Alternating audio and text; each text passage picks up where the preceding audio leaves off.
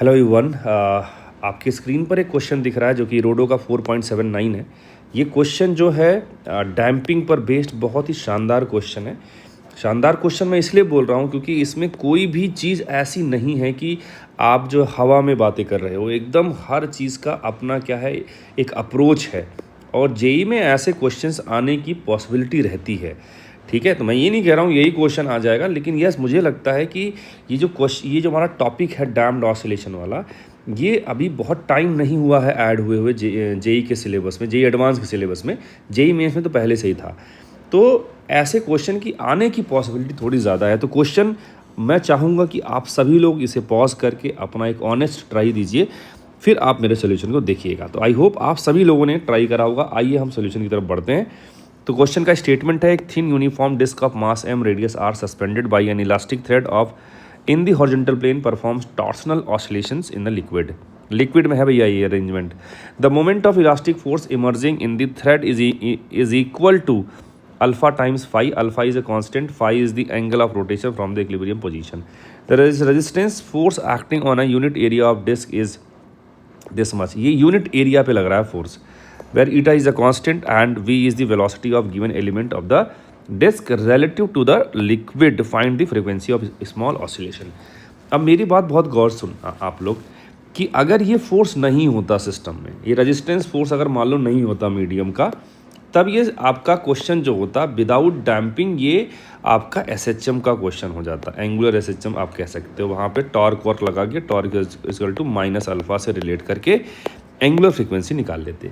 लेकिन चूंकि ये क्वेश्चन ऐड हो गया, ये इंफॉर्मेशन ऐड हो गई, या एक फोर्स ऐड हो गया जो वेलोसिटी के आपके डायरेक्टली प्रोपोर्शनल है, तो इसका इफेक्ट की वजह से आपका क्वेश्चन डैम्ड ऑसिलेशन का क्वेश्चन हो गया। ठीक है ना। तो आइए हम लोग सोल्यूशन को देखते हैं अब। और सोल्यूशन देखने से पहले मैं आपको थोड़ा सा कंसेप्ट जो इन्वॉल्व होगा इसमें, या जो कह सकते हो मैथमेटिक्स इन्वॉल्व होगा, उस पर हम बात कर लेते हैं। तो डैम्ड ऑसिलेशन का ये आपका इक्वेशन बनता है। सिंपल है। इसमें ये वाली चीज़ें तो सिंपल हार्मोनिक मोशन में ही बनती हैं, ये इक्वल टू जीरो। लेकिन एक्स्ट्रा क्या ऐड हो जाता है, डैम्पिंग फोर्स ऐड हो जाता है। तो यहाँ पे B by M into D X by D T. Damping force होता है वो बी इंटू वी होता है, वेलोसिटी के ऑपोजिट डायरेक्शन में होता है। तो अगर एक्सेलरेशन का टर्म बनाओगे तो मास से डिवाइड करना पड़ेगा, है कि नहीं।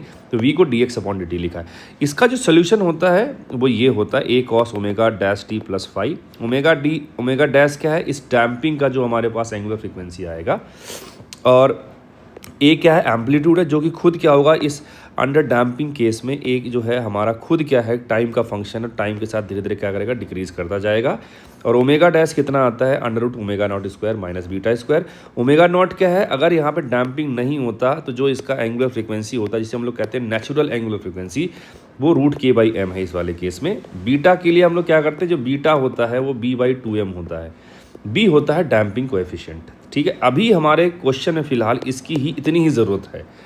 ठीक है, आइए अब स्टार्ट करते हैं सोल्यूशन। हमने क्या कर रखा, आप देख पा रहे हैं कि यहाँ पर डिस्क, ये एक इलास्टिक थ्रेड है, ये डिस्क बना रखा है। इस थ्रेड को हमने ट्विस्ट करा फाई एंगल से, या इसके मोशन में मान लो फाई एंगल तक ट्विस्ट हो गया है।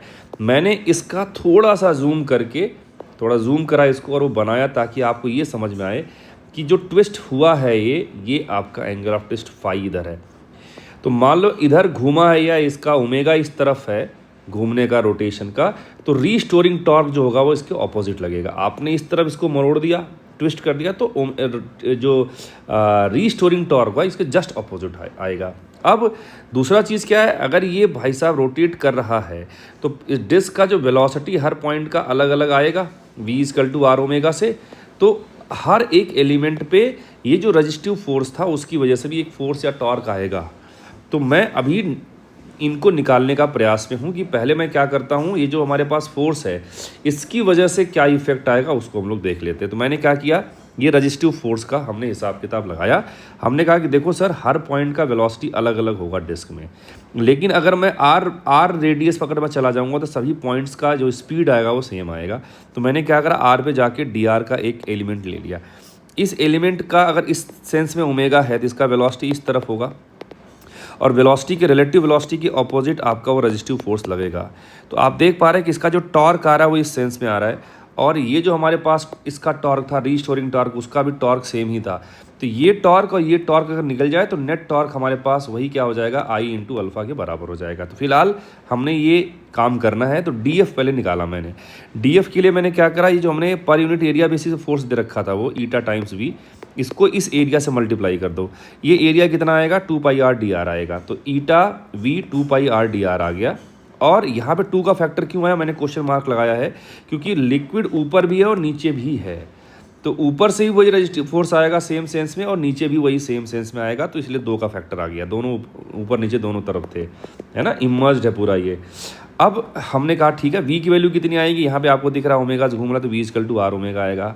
इस एलिमेंट का, इस रिंग एलिमेंट का हर पॉइंट आर ओमेगा से जा रहा होगा, तो वो आर ओमेगा आप यहाँ रख दोगे।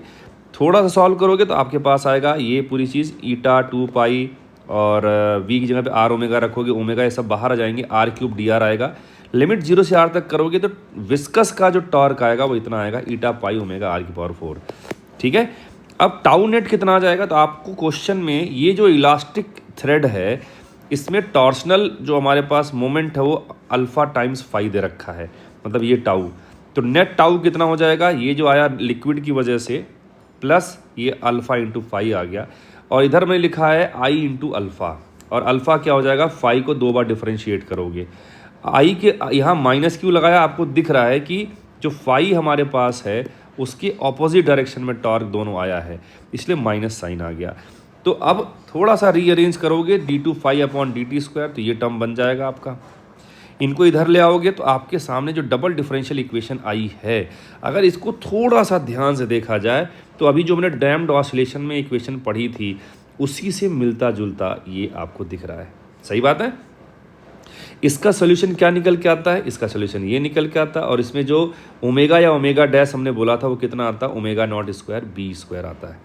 ठीक है, अगर आप इनको और इनको कंपेयर करो तो यहाँ पे आपको देखेगा ये जो पूरी चीज़ है ये 2 बीटा के बराबर हो जाएगा, और ये पूरी चीज़ हमारे पास जो है वो किसके बराबर हो जाएगा, यहाँ पे जो लिखा है के वाई एम को हम लोग ओमेगा नॉट स्क्वायर बोलते थे, तो इसको मैं ओमेगा नॉट स्क्वायर बोल सकता हूँ, और इसको मैं क्या लिख सकता हूँ, 2 बीटा लिख सकता हूँ। तो 2 beta is equal to 2n pi R square by M हो गया, और यहाँ पे बीटा इजकल टू कितना हो गया, यहाँ से बीटा 2 से 2 कट गया, बीटा ये आ गया। और दूसरा क्या था, ये जो ओमेगा स्क्वायर यहाँ पे है और ये जो यहाँ पे ओमेगा स्क्वायर, वो दोनों को सेम कर दूंगा, omega naught square 2 alpha by M R square हो गया।